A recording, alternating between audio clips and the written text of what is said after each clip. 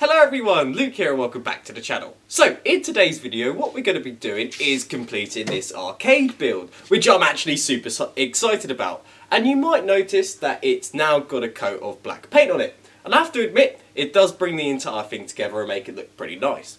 So the first thing that we've got to do to get this going is to install the buttons. So let's get that done. And that's what it looks like. So now, what I've got to do is attach all the wiring on the back of these buttons. So one thing that is absolutely awesome about these buttons is that they've only got 2 pins coming out. One's positive and one's negative. And it clearly tells you which one's which is very cool.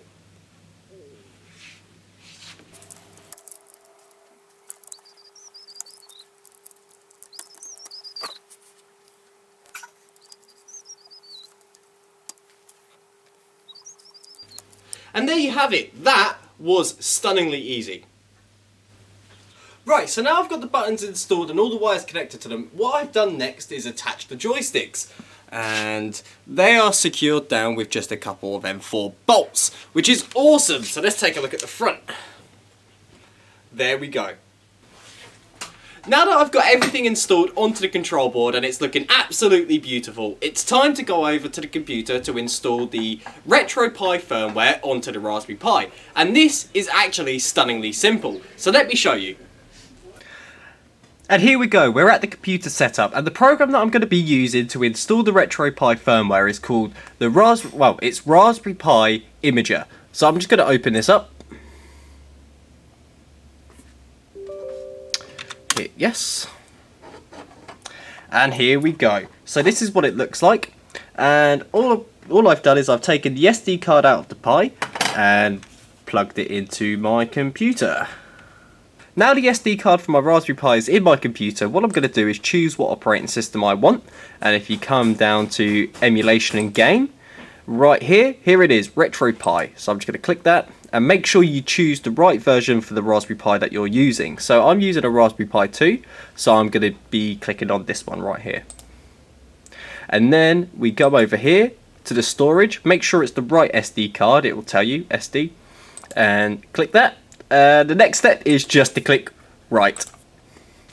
And you just leave that to download, and that should be perfectly fine.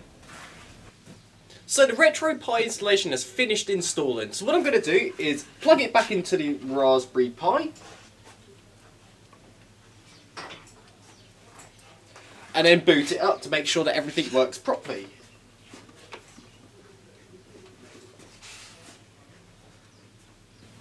And there we go, that's it booted to its splash screen. We just want to let this run for a couple seconds longer and make sure that it's booting the emulation station.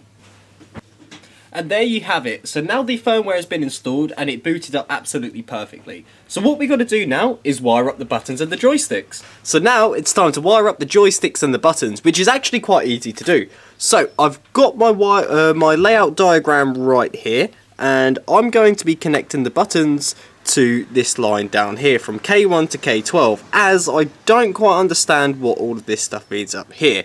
And I know that this works really nicely. Right. So let's get this installed. The 5 pin goes to the 5 pin slot. And then we take our first button. It comes down to the first K1 spot, which is here. And we basically do the same with the rest of the buttons. Just work your way through them.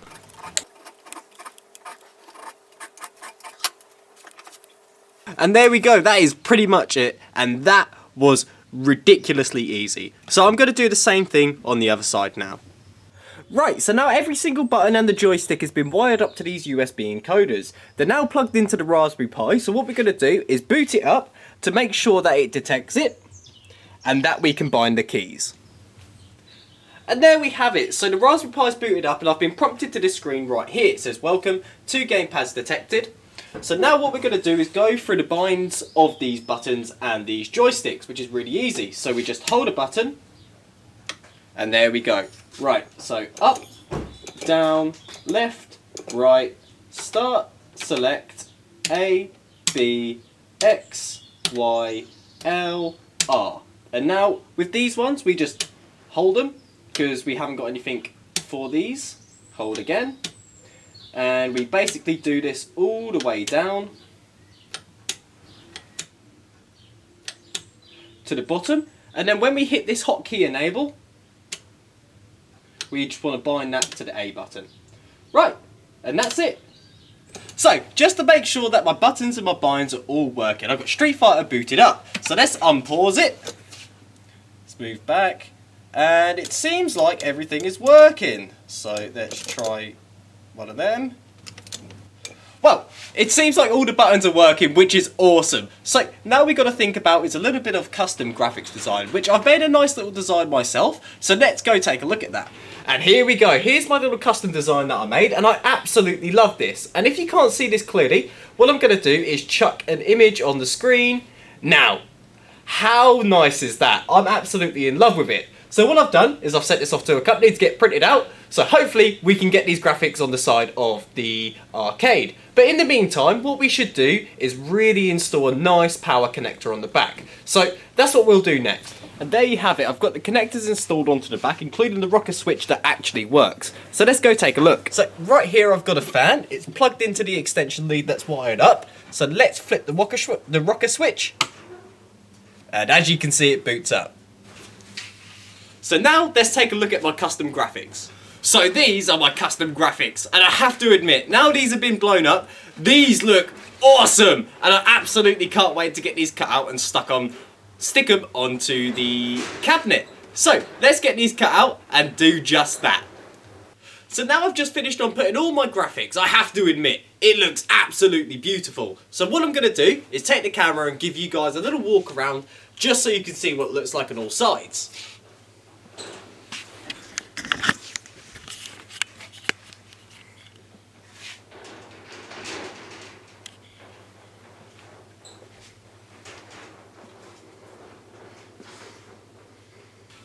So now that we've installed the graphics and we've got our power inputs in there as well, it's time to work on the screen. And I'm just using a bit of acrylic, and I've already marked out the size, so what I've got to do is black the rest of this out.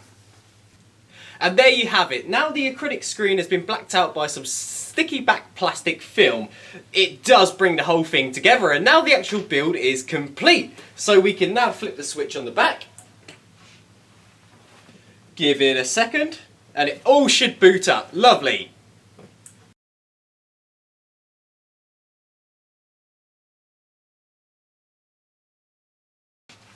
How awesome is that? So now let's try and get something booted to see what it really looks like when it's in play.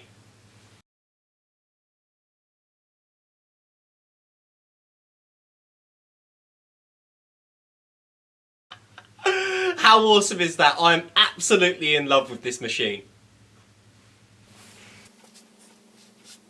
Looks really good. Really nice body.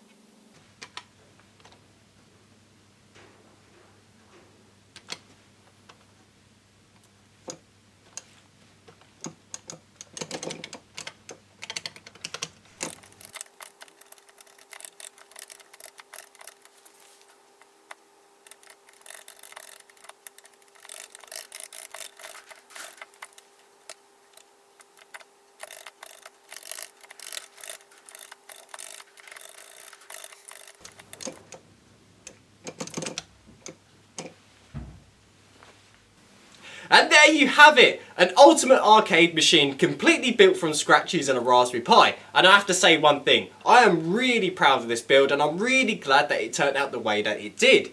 And I'm super excited to get this home so I can dash some of my family members at some Mortal Kombat or Street Fighter. With that being said, that does bring me to the end of the video. So if you have any questions, don't hesitate to put them in the comments and I'll try my best to answer them all. Anyway guys, I hope you have a great day and I'll see you later.